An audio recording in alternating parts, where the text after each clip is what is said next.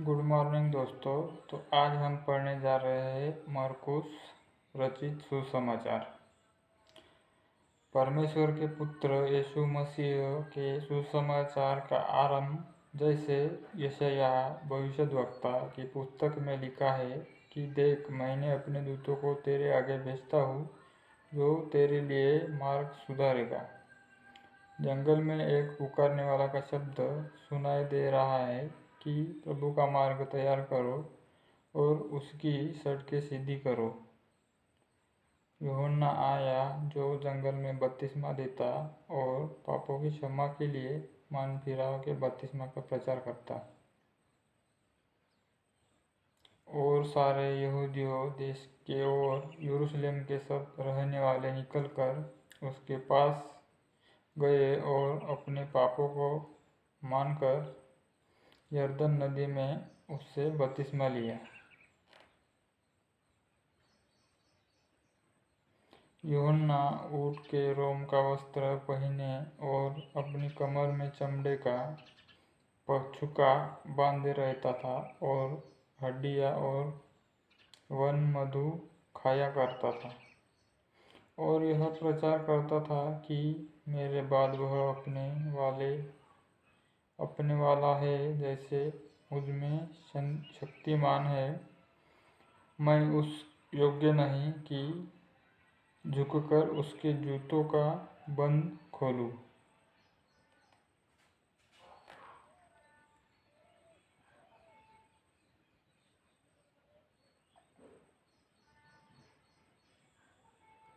मैंने तो तुम्हें पानी से बपतिस्मा दिया है, पर वह तुम्हें पवित्र आत्मा से बपतिस्मा देगा। उन दिनों में यीशु ने गलील के नासरत में आकर यरदन में यूहन्ना से बपतिस्मा लिया। और जब वह पानी से निकलकर ऊपर आया तो परंतु उसने आकाश को खुलते और आत्मा को कबूतर की नाई अपने ऊपर उतरते देखा। और यह आकाशवाणी हुई कि तू मेरा प्रिय पुत्र है, तुझसे मैं प्रसन्न हूँ। तब आत्मा ने तुरंत उसको जंगल की ओर भेजा और जंगल में 40 दिन तक शैतान ने उसी की प्रतीक्षा की और वह पशुओं के साथ रहा और स्वर्गदूत उसकी सेवा करते रहे।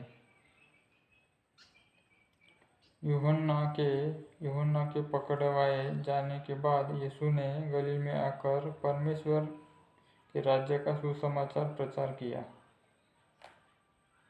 और कहा, समय पूरा हुआ है और परमेश्वर का राज्य निकट आ गया है। मन फिराओ और सुसमाचार पर विश्वास करो।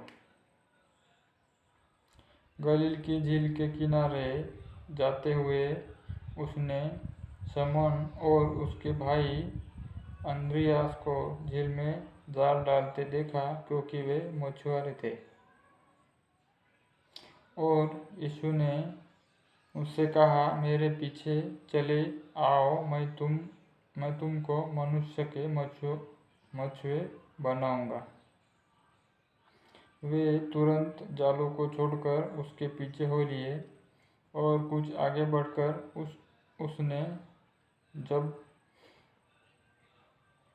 जब्दी के पुत्र याकूब और उसके भाई यूहन्ना को नाव पर जालों को सुतारते देखा। उसने तुरंत उन्हें बुलाया और वे अपने पिता जब्दी को मजदूरों के साथ नाव पर छोड़कर उसके पीछे चले गए। और वे कफरनहूम में जाए और परंतु सब्त के दिन सभा के घर में जाकर उपदेश करने लगा।